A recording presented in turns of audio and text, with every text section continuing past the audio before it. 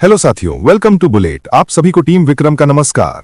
जब एक बेटा सोशल मीडिया पर कहता है कि उसने अपने पिता को अपनी पत्नी के साथ बाथरूम के ड्रेसिंग रूम में देखा है, तो सोचिए ये आरोप कितने भारी हैं।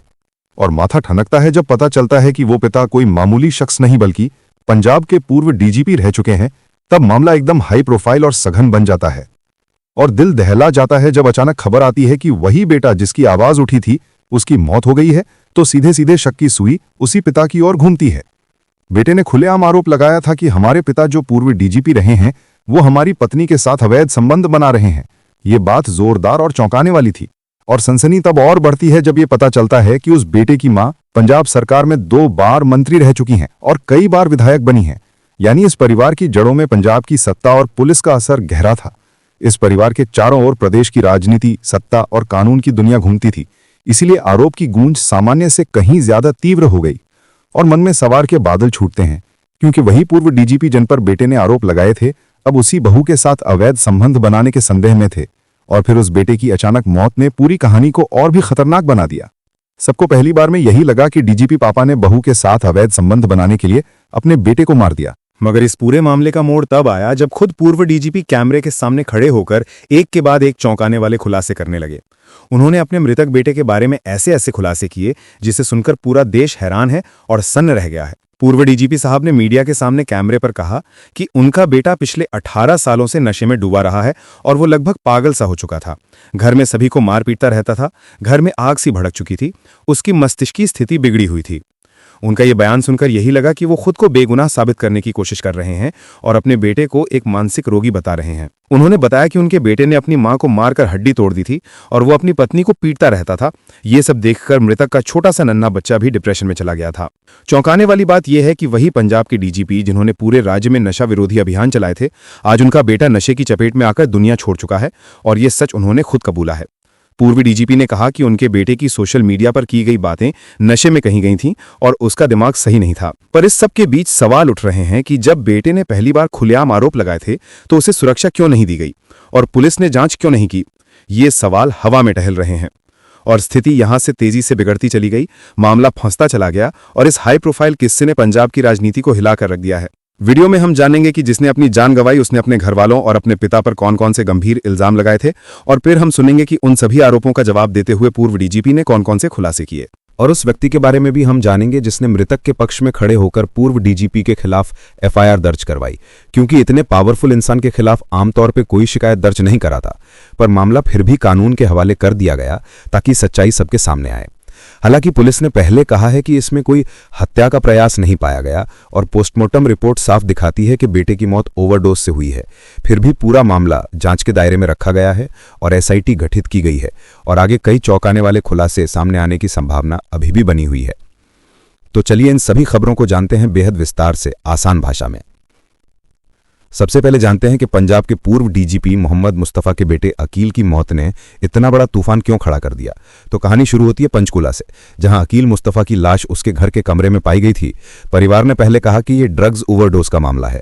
सब कुछ सामान्य दिख रहा था, लेकिन जब जांचकर्ताओं ने उसका मोबाइल खोला तो 17 मिनट का एक वीडियो सामने आया जिसने सबको हिला दिया। इस वीडियो में अकील अपने पिता, मां, पत्नी और बहन पर हत्या की साजिश रचने का आरोप लगा रहा था। उसने साफ कहा था कि उसे जान का खतरा है, वो तनाव में है और यह वीडियो उसके बचाव के लिए उसका सबूत है। इस वीडियो के बाहर आते ही पुलिस ने तुरंत केस दर्ज किया और एक विशेष जांच टीम बनाई गई ताकि हर पहलू को वैज्ञानिक और गहराई से जांचा जा सके।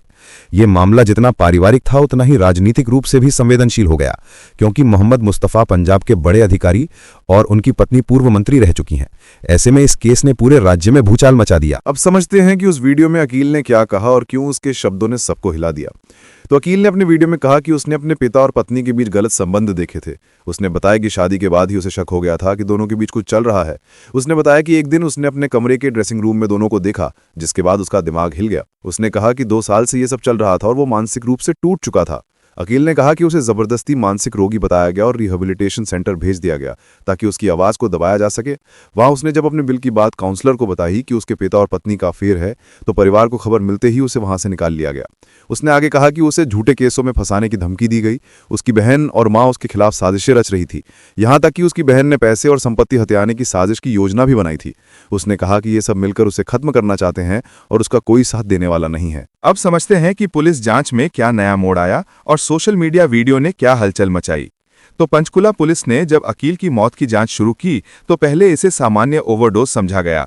परिवार ने पुलिस को खुद फोन कर जानकारी दी थी, लेकिन फिर अचानक अकील के कुछ वीडियो सोशल मीडिया पर वायरल हुए जिनमें वो अपने परिवार पर जान का खतरा होने की बात कह रहा था।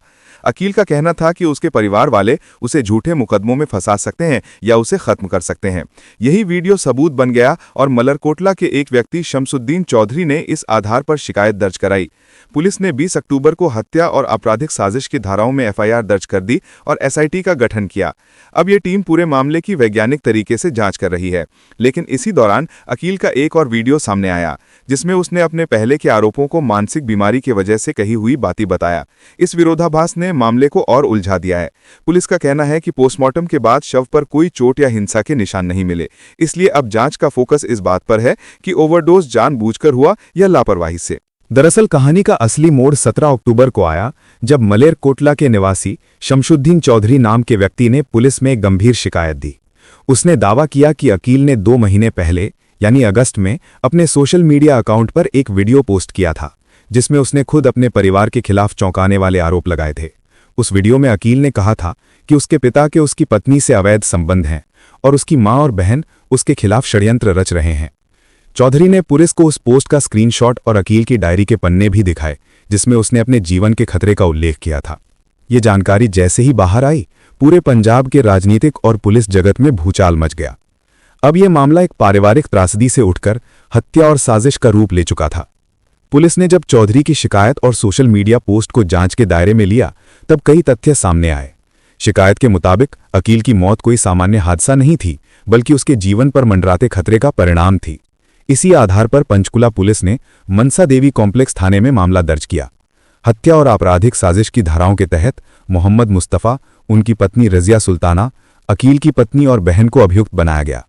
पुलिस के अनुसार ये केस बहुत संवेदनशील था क्योंकि इसमें पंजाब पुलिस के पूर्व डीजीपी और पूर्व मंत्री जैसी बड़ी हस्तियां शामिल थीं। इस कारण जांच अधिकारी को भी उच्च रैंक दिया गया ताकि किसी प्रकार का प्रभाव जांच पर ना पड़े। अब सुनते हैं कि मोहम्मद मुस्तफ़ा ने इन सभी आरोपों पर क्या सफाई दी। तो जब ये वीडियो सोशल मीडिया पर वायरल हुआ और जांच शुरू हुई तब पूर्व डीजीपी मोहम्मद मुस्तफ़ा ने मीडिया के सामने कहा कि वो जांच का स्वागत करते हैं, उनके पास छिपाने के लिए कुछ भी नहीं है। उन्होंने बताया कि अकील लंबे समय से नशे का आदी था, उसकी मौत ड्रग्स ओवरडोज के कारण हुई है।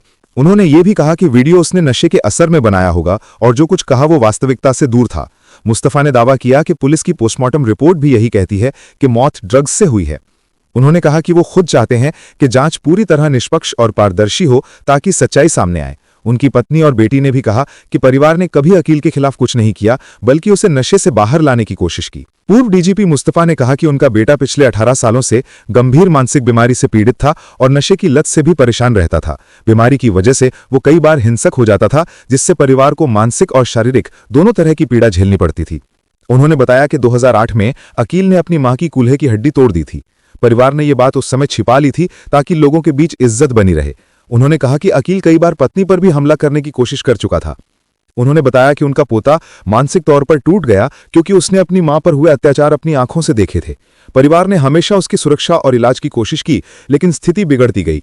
मुस्तफ़ा का कहना है कि बेटे की मानसिक हालत इतनी खराब हो गई थी कि उसे खुद पता नहीं चलता था कि वो क्या बोल रहा है या कर रहा है। वे बोले कि इतने सालों तक उन्होंने ये सब छिपा कर रखा ताकि लोगों की नज़र में परिवार की इज्जत बनी रहे, पर अब जब मामला सामने आ गया है तो वे सच्चाई सामने लाना चाहते हैं। पूर्व डीजीपी मुस्तफ़ा ने बताया कि उनके बेटे ने 27 अगस्त को एक वीडियो सोशल मीडिया पर अपलोड किया था जिसमें परिवार पर कई गंभीर आरोप लगाए गए थे। उसने 2 घंटे बाद वो वीडियो खुद ही हटा दिया था, लेकिन कुछ लोगों ने उसे डाउनलोड कर लिया और अब उसी वीडियो को गलत मकसद से फैला रहे हैं। मुस्तफ़ा ने कहा कि इस वीडियो को कुछ लोग उनकी राजनीतिक छवि को खराब करने के लिए इस्तेमाल कर रहे हैं। उन्होंने बताया कि वे राजनीति में सक्रिय हैं और कुछ लोग इस मौके का फायदा उठाकर उन्हें बदनाम करने की कोशिश कर रहे हैं। उन्होंने साफ कहा कि वीडियो में कही गई बातें उस समय अकील की मानसिक स्थिति की वजह से थीं, क्योंकि वो वास्तविकता से पूरी तरह दूर जा चुका था। उन्होंने दोहराया कि जो भी सच्चाई होगी वो जांच के बाद सामने आ जाएगी और उन्होंने विशेष जांच दल की पूरी मदद करने का आश्वासन दिया है। पुलिस की शुरुआती रिपोर्ट में बताया गया कि अकील की मौत ड्रग्स के ओवरडोज से हुई। मुस्तफ़ा का कहना है कि उनका बेटा कई सालों से मानसिक बीमारी से जूझ रहा था और इलाज करवाने के बाद भी बार बार फिर नशे में लौट आता था। वो इतना बिगड़ चुका था कि एक बार घर में आग भी लगा चुका था और नशे की हालत में मां और पत्नी को सताता था। मुस्तफ़ा ने साफ कहा कि उन्होंने अपने बेटे को बचाने के लिए हर संभव कोशिश की, लेकिन उसकी हालत और व्यवहार ने पूरे परिवार को तोड़ दिया। वो पीजीआई, MER, चंडीगढ़ जैसे बड़े अस्पतालों में उसका इलाज करवाते रहे, पर बेटा हर बार इलाज छोड़ देता था। मुस्तफ़ा का दावा है कि उनके बेटे ने खुद ही इंजेक्शन लिया, जिससे उसकी मौत हुई, और अब उन पर हत्या का आरोप लगाना राजनीति से प्रेरित कदम है। ये वही पूर्व डीजीपी मोहम्मद मुस्तफ़ा हैं जिन्होंने 2018 में पंजाब पुलिस की anti drugs special task force का नेतृत्व किया था, जो नशे के खिलाफ सबसे बड़ी लड़ाई लड़ रही थी। लेकिन किस्मत का खेल देखिए, वही अधिकारी अपने ही बेटे को नशे के जाल से नहीं निकाल पाए। मुस्तफ़ा ने बताया कि उनका बेटा 10वीं कक्षा से ही नशे की गिरफ्त में था। उसे कई बार स्कूलों से निकाला गया। बाद में उसकी मानसिक स्थिति इतनी बिगड़ गई कि वो पुलिस और सुरक्षा कर्मियों पर हमला करने लगा, यहां तक कि अपने घर को भी जला दिया। मुस्तफ़ा का कहना है कि उन्होंने कई बार पुलिस में शिकायत दर्ज कराई, पर हर बार पिता का दिल पिघल गया और केस वापस ले लिया। उन्होंने कहा कि बेटे के व्यवहार से पोता भी अवसाद में चला गया था और परिवार पूरी तरह टूट चुका था। अब अकील की मौत ने इस परिवार को और बिखेर दिया है, पर मुस्तफ़ा कहते हैं कि चाहे कुछ भी हो, वे जांच के लिए पूरी तरह तैयार हैं, क्योंकि उन्हें भरोसा है कि सच सामने आकर उनके बेटे और उनके परिवार को न्याय दिलाएगा। अब देखिए कि इस पूरे मामले ने पंजाब की राजनीति और समाज में कैसी हलचल मचा दी। तो जैसे ही ये वीडियो सामने आया, पूरे पंजाब में लोग सन्न रह गए, क्योंकि ये केवल एक बेटे की मौत की कहानी नहीं रही, ये एक ऐसे परिवार की त्रासदी बन गई जो कभी सत्ता और पुलिस व्यवस्था का बड़ा हिस्सा था। अब वही परिवार आरोपों और जांच के जाल में उलझ गया। पंचकुला पुलिस ने सबूत जुटाने शुरू कर दिए हैं। Mobile data, social media post और कॉल रिकॉर्ड की जांच हो रही है। इस बीच सोशल मीडिया पर लोग सवाल उठा रहे हैं कि अगर वीडियो सच है तो अकील की सुरक्षा क्यों नहीं की गई, और अगर ड्रग्स ओवरडोज का मामला था तो घरवालों ने इसे शुरू में छिपाने की कोशिश क्यों की। हालांकि पुलिस ने अब पूरे मामले को हाई प्रोफाइल इन्वेस्टिगेशन घोषित कर दिया है और हर बयान का फॉरेंसिक एनालिसिस किया जा रहा है।